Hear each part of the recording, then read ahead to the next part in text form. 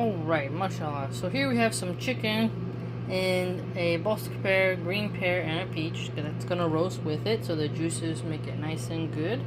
And a nice roasted fruit is always awesome.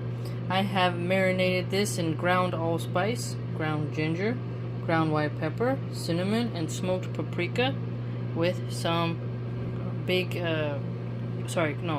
coarse sea salt. Not big. The chunks are big, but I meant to say coarse. Let's put this in the oven and then we'll see how it turns out. Alright, mashallah, it turned out really well. Juicy, mashallah.